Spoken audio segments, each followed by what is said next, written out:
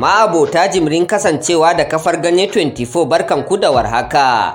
Barkanmu kuma da kasancewa tare ta cikin shirin tushe da kuma al'adu. Shirin da ke zaƙulo al'adu, tarihi, wani zubin har ma da taɓo labaran ban al'ajabi. Sunana Nuruddin Usman Ganye da zan kasance tare da ku domin jagorantar shirin a yau.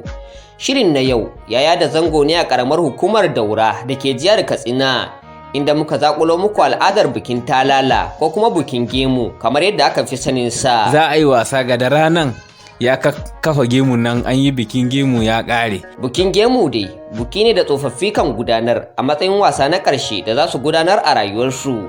Daga nan kuwa babu batun wani wasa. Ba zai sake wasa da wani wasan irin na yara ba ƙarya, ba yaudara, ba neman mata, ba wani abu ga da ranar dai kawai ƙarshen gemu ya kafu kawai ya zama dottijo. Kar dai na cika ku da surutu domin gabatar da shirin. Na karbi bakoncin wani dan asalin yankin da ake gudanar da wasan a cikin wani karkara mai suna Bakudu Dawai, mai suna Ahmadu Suleiman, wanda aka fi sani da Maci Alhaji Magaji. Masu hikimar magana dai na cewa idan baka san abu ba ka tambayi masana. Ga dai dan bar tattaunawar mu da shi yadda ta kasance. A Katsina state ina Daura local government. Masha Allah, kasancewar kana cikin Daura a jihar Katsina, sannan kuma akwai wani wasa na musamman da ake gudanarwa wanda idan mutum ya kai wani mataki na tsufa akan taru a gudanar a matsayin wasa na ƙarshe da zai gudanar a rayuwarsa. Shin kamar me dalilin da yasa ake gudanar da wannan wasa din? Ga da ranar wasan shi ya ƙare kuma wasan ana kiran shi Talala ake kiransa. In an kira shi Talala za a yi wasa ga da ranan ya kafa gemu nan an yi bikin gemu ya ƙare. Ba zai sake wasa da wani wasan irin na yara ba ƙarya, ba yaudara, ba neman mata, ba wani abu ga da ranar dai kawai ƙarshen gemu ya kafu kawai ya zama dottijo, ba ruwan shi da komai, ƙarya kan babu wannan. Kamar wasu sa iya cewa kasancewar yanzu duniya ta waye, mutane sun waye sosai, kamar ilimin boko ya zo da abubuwa da dama. Shin kamar an daina gudanar da wasan nan ne dalilin zuwan zamani ko kuma har zuwa yanzu da kake magana ana gudanar da wannan wasa? Har yanzu ana yi, in har dai mutum zai kafa gemu ya ajiye shi, har yanzu a ƙauyen mu ana yi. Kamar wani yanki a ƙauyen yake a cikin ƙaramar hukumar Daura da kace kana zama a cikinta? Muna wani lungun da ake cewa Bakudu Dawai. Kasancewar wasa ne da kace ya kunshi ababe da dama. Shin kamar me da me wannan wasa ya kunsa? Sannan kuma kamar ana samun in kallo da suke zuwa su kalli wannan wasa ko kuma su tsofaffi ne suka gudanar da wannan wasa ta Talala din? Wasa yaro da babba da kowa ana zuwa, har sukuwan doki ana yi. Wasa taro ne ake yi mai yawa, ba ƙaramin gari yake zuwa ake yi wannan taron. Ba wai gari ɗaya bane, da yara da mata ne da menene, a ɗauko dokuna da raƙumma a zo ana wasa ana sukuwa, duka ba abun da ba yi. To kamar irin waɗannan wasanni a iya cewa akwai wani lokaci na musamman da akan gudanar da irin waɗannan wasanni. Shin kamar akwai wani rana da aka ware na shekara da akan gudanar da irin waɗannan wasanni ne, ko kuma dai kowane lokaci idan buƙatan hakan ya taso akan iya gudanar da irin waɗannan wasanni ɗin? Kowane lokaci in dai naka ya tashi zaka, kowane rana ne ma zaka iya yi. Gayya ne kawai zaka yi, zaka gayyaci ka je kasuwa ka ba maroƙi ya yi shela, sai ya kira 'yan wasa sai su zo da tsoffi, wane zai ajiye gemu na gari kaza, za a yi gemu, za a ajiye gemu. In an zo ajiye gemu za a ce to gari kaza za a yi wasan sukuwa, za a yi wasan tsoffi. Ga da ranan ya kafa gemunsa ya zauna daidai, ya daina ƙarya.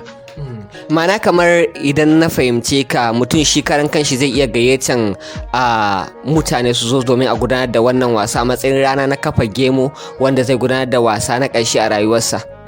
Akwai ranan, ana ba da rana Litinin Laraba ake yawan aje gemu, wata rana kuma suna badawa ranar Talata ma duka. Shirin tushe da al'adu kuke sauraro daga nan kafar Ganye 24.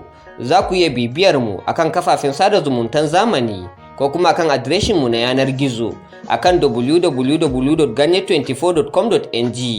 Sunana Nuruddin Usman Ganye nake kasancewa tare da ku a daidai wannan lokaci. Yanzu kam shirin zai ɗaura. Malam idan muka dawo gare ka kasancewar kace kana jihar Katsina sannan kuma kana Daura, shin kamar a iya wannan Daura ne ake gudanar da wannan wasanni ko kuma wannan wasa din ba a gudanarwa wasu sassan jihar Katsina? A Daura muna gudanarwa, man ka jihar Katsina ana wasan komai da shaɗi, ba a wani wurin da ba aka yanke da wasan shaɗi babu, ana yi kawai duka har Katsina gaba ɗaya ana yi. Ana gudanar da wannan wasa na Talala? Ana wasan ɗin. To kamar a cikin wannan wasa shin kamar akwai wani nishadi na musamman da su tsofaffi suka samu ko kuma dai wasu yara suna sha'awan a gudanar da wannan wasa kowane lokaci? Ana sha'awa ne kawai a yi shi kowane lokaci, duk wani wanda ya ajiye gemu zai iya yi wannan. Saboda ba a so mutum ya ajiye gemu, shi gemu yana da martaba, ba a so mutum ya yi ajiye gemu ya yi ƙarya. Babu wannan, babu yaudara, babu zuwa wajen mata. Ka riga ka girma, in ka je wajen mace zawara ce ba za ka yi ƙarya ba, aure za ka yi, ba wani ƙarya. To kamar hakan ka iya kasancewa kamar ra'ayi ne na zuciya ko kuma dai hakan ya kasance kamar wajibi ne idan mutum ya ajiye gemu dole gudanar da irin wannan wasa din? Eto, wasu su ce wajibi ne, wasu kuma su ra'ayi ne, ba wanda babu, kowa da ra'ayin shi. Wani kam ya ajiye gemu ma zai ajiye ya ce ya daina din, kila ya je yana sace-sace yana komawa gefe yana labewa. kakani babu abun da babu ai. To kamar daga ƙarshe akwai wata waka ta musamman da ake gudanarwa yayin gudanar da wannan wasa din ko kuma akwai wani waka da akan gudanar kafin soma wannan wasa din a kowane lokaci da za a gudanar?